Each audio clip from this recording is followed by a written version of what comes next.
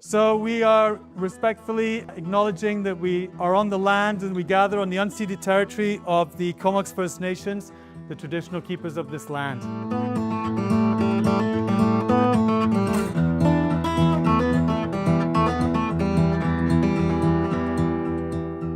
Trail building community in Cumberland is strong, is healthy, it's passionate, and we've got a lot of really important members of our community who are really deeply involved in this network, and it's in that we want to create these experiences. Cumberland is a world-class trail network. It's the 5th busiest trail network off trail forks in the globe, in North America. How about that for a village that's got 4,700 people?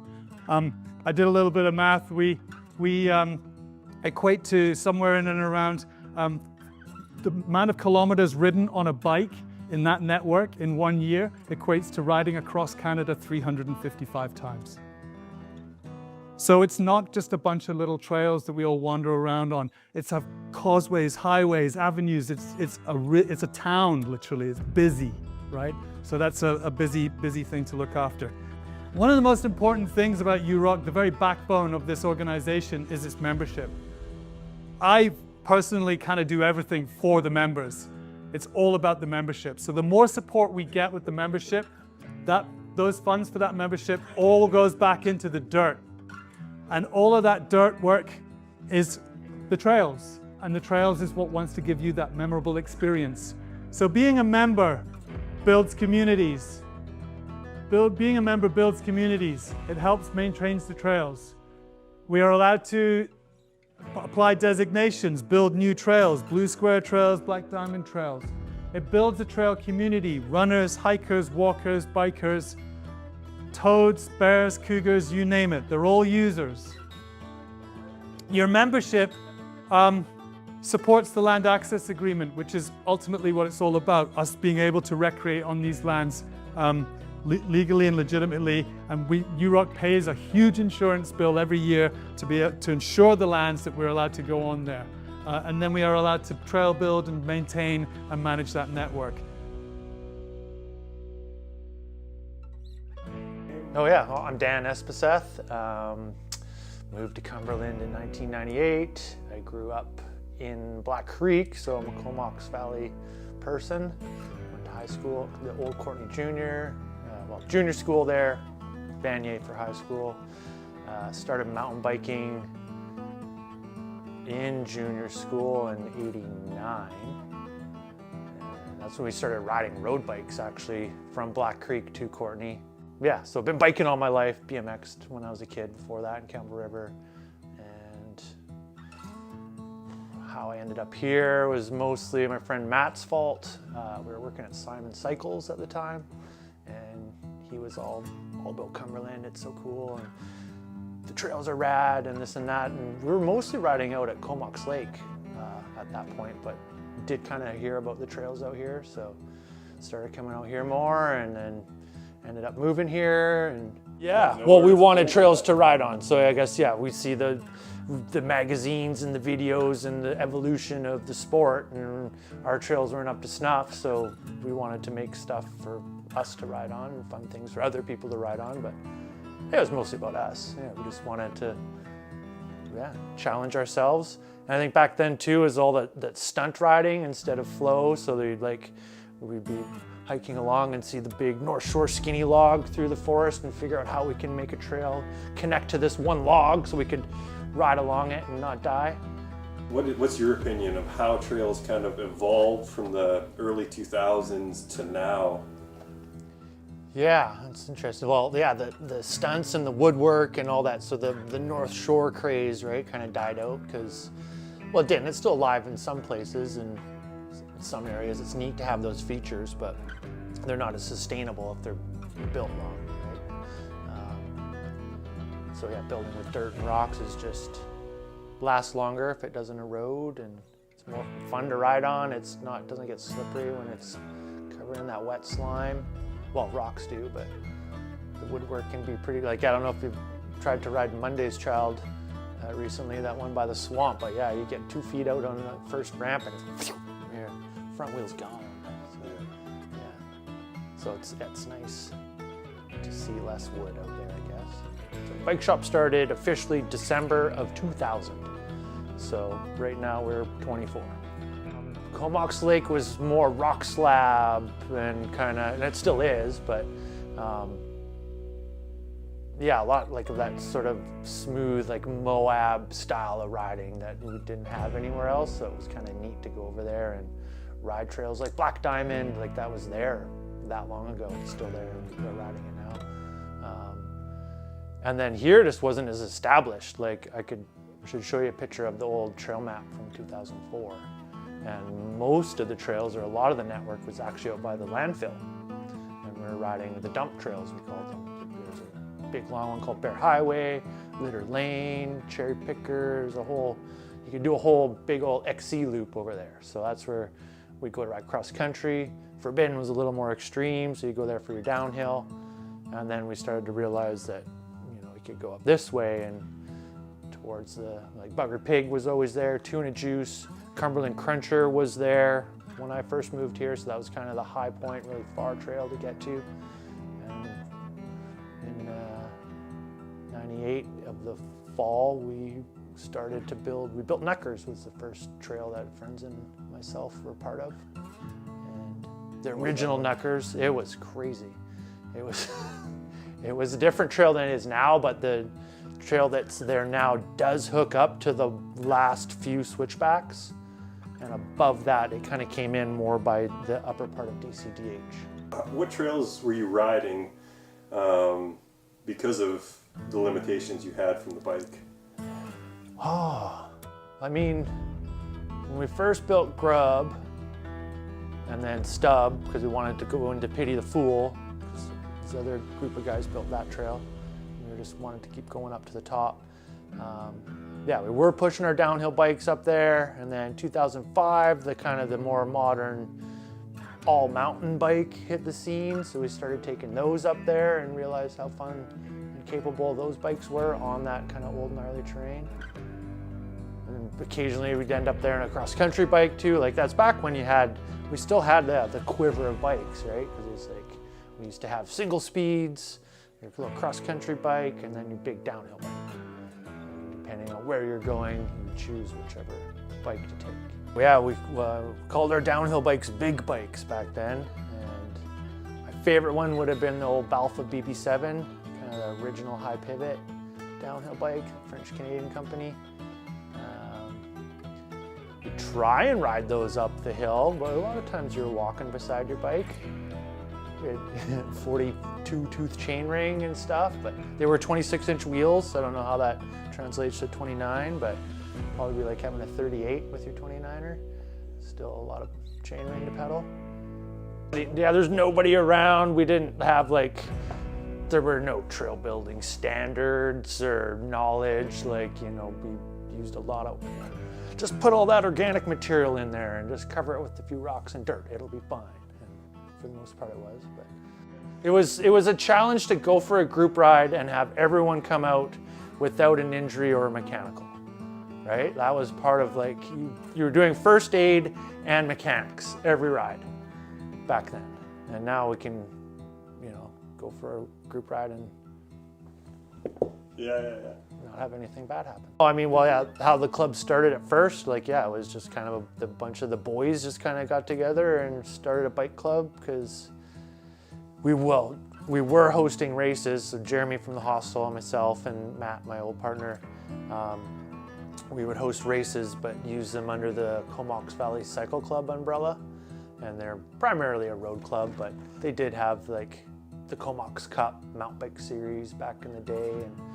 And so we were dealing with those guys to get our insurance, and then just why don't we just start our own club? And Grasby was yeah, that was his idea, and let's do it. And so we just got on the computer and applied for it, and kind of spitballed a bunch of different names, came up with UROC, and then it just was on. It was game on. We were putting on Island Cups and local fun races, and just to get people into the area to visit the hostel and visit the bike shop. That was kind of our main goal, is for our businesses mostly. How's it worked out? Yeah, well, we're still here. I guess it worked out. And it's growing. The town's growing. You got other bike shops. You Yeah, got... there's industry, mountain bike cycles industry, from coal to bikes. Cool town. Yeah, it was an old coal town. Yeah. Yeah. I guess once UROC was kind of incorporated, or became a thing. I think that was in 2008. And we started focusing more on legitimate trail building. Before it was just rogue, just the old saying, don't ask permission, beg forgiveness type of deal. And that's what we did from the beginning. Just like, wow, we're just gonna go build trails, and hopefully if they tell us to stop, we will. But then with the land use agreement, and it just got so big that it, thankfully, the club and Mike Manera, who's a big part of that, and Jeremy, really put a lot of time in to make that whole land use agreement happen. And then when that happened, then trail building had to become legitimized, and waivers and memberships and all that stuff. So it took a while for it to happen. Putting on races was nerve-wracking, I can tell you that. Yeah, there's a few moments, like we would host the Island Cup downhill, and one year the forestry company, just the night before, changed the key to the yellow gate, which we had a copy to the old lock, but the day of the race we could not get in that yellow gate or find anyone to let us through, and we did end up getting it open. But that was exciting. Yeah, it was more just like we kind of knew one of the foresters, and we were like, hey, we'd like to have a key so we can get up there and build trails easier. And he was like, oh yeah, sure. And so we just kind of loosely got a key, and we would keep it and try not to take advantage of it. Main Street, when most people spend a couple days here is when they realize, like, wow, it's so central, it's so close, like everything you want. You can come here for the weekend, park your car, and then just use your bike, right? So maybe other areas, like, you're in a town and the riding scene is way over behind this lake, and you got to drive 10 kilometers because there's no amenities there or whatever, right? So it's really compacted. The trail system's right beside town, so it just was an easy fit to make it all kind of work. And it's useful for people to come here and figure out, like, it's not as spread out and hard to navigate. So different styles of trails, different trail builders, so we get a good blend of a bit of everything. And now with more focus on making sure that this blue trail doesn't have a random double black diamond feature in it, and sort of sticking to the flavor of the trail stays that same flavor the whole way through. That's actually one of my favorite memories, is building the upper part of Grub. I believe it was October or November. We drove up. That was one of the times where we had the key, and it was a bit of a mish to even just drive into that zone. That back road was really, it was a 4x trail back then.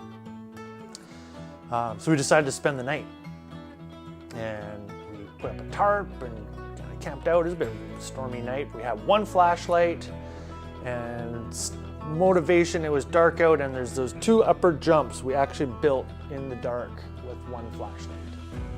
And there was something in the bush, and every time the little stick broke, the one guy holding the light would be like this, and we're like, we can't see what we're doing, put the light back. And then, we should have brought more flashlights, or build in the daytime. At the point, that's about as high as we wanted to push our downhill bikes back then, so that's where the trail started. There was no other options. We wanted to ride down that stuff, so. I think just seeing the accomplishment too, like once you're out there and just like, you kind of got an idea the trail is gonna go through this zone, or someone's walked it and flagged it, we're going through here, and then once you just see that little dirt road get built, and how it's just a cool feeling of accomplishment, and like, well, we get to ride our bike through here now, and then you hit it, and maybe it's not quite right, so you're like, hey, we got to tweak it this way, and it's just like being a kid back in the sandbox, right? Just having a fun fun time. Yeah, right? Loads of change. I mean, we were maybe look at a map or just like, hey, we want to start here, finish here. Sometimes we just knew where the trail was going to come out and would hike up and try and find the top. You didn't even know where the top was, but you're like, this kind of looks neat here. So, you know, that's how Stub was built, and Grub, because we didn't want to ride Cumberland Cruncher and then do that gnarly uphill to get to Pity the Fool. So we figured out where the downhill on the Cruncher, basically this is where the last of the climb. So we wanted a trail to come down to here, and then we just linked up to the road and just kept building. I mean, nowadays you got Google Earth, you got GPSs, you can go hike and leave a dotted line on your little whatever laptop or smartphone, and so that's got to make it way easier. And then just, trail building knowledge, where to, you know, obviously don't build where you're just gonna make a creek and stuff like that, staying on the high lines. So there's a lot of, I guess, some guys learn from trial and error, other guys just learn because it's now all on a document or a book, or you can take trail building courses. So there were no courses for us back then. We were just like, it's just, we want to ride down that. Let's make it so it's rideable. Yeah. So do you have fond memories of trail building?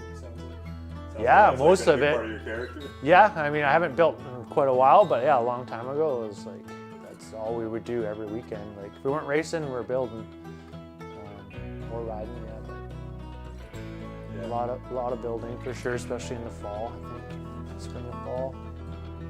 Yeah, I mean, you either like it or you don't. Like, if you're out there and you're hating trail building, then I can't make them like it, so I don't know. I'm just trying to remember what year that was. We built, because the Comox Lake trails were kind of there, and they were the same. They're kind of like, they were still lower down the mountain.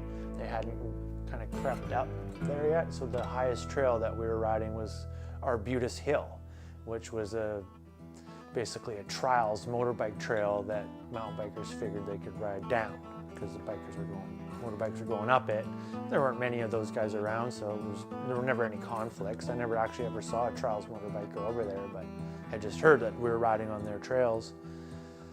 And so we kept riding up branch 21 to get to that one trail, and like, well, what if we go this way and connect down to Bears Bait? And so that was one of my first trails I helped build in the valley. It ended up being called the Puntledge Plunge. And that was a bit of an ordeal. It was fun. We were having fun. And it was easy building too, because we were just like old, overgrown road beds for most of the parts. So just chopping down branches and rake and ride type of thing until the road ended, or we had to connect different zones. But like I said, it's kind of addictive. Like, you get out there, it's not like mountain biking. You're taking it slow. You're in one spot for longer. You just gotta experience it and figure out if you've got the gene, or And they had like the Young Builders program at the school. It was either through the club or the community schools. And after school, they were getting kids out. 20 of them out there digging in the dirt, and a lot of them liked it. Some of them didn't. So you just see who you get. I should go through the old photo album, because I do have. I think they're at home somewhere. There's a couple old shots. Yeah. Just like when we did our fun unofficial Canadian single speed championships, and we convert everyone's mountain bike to one speed, and had it was like a 30K loop you had to go do. And that was back when we were using the dump trails, and you could ride into this old, like a fan house. It was underground, and made people drink beer in there, and then they could continue on and go do their lap. So I've got some pictures of that. Just like, it was like Le Mans style start race, where everyone's bikes are in a pile and everyone's standing up, and then you just run as fast as you can, grab your bike, and then that's how the race started. And it was just one gear, so it was, no shifting. It was different back then. Next generation is just gonna use AI to build trails. They'll be all drone built trails. Yeah, that'd be great. I'm just kidding. This drone to pick you up and take Yeah. you to the top. Yeah. Full exoskeleton type Yeah. military suit that just, it's got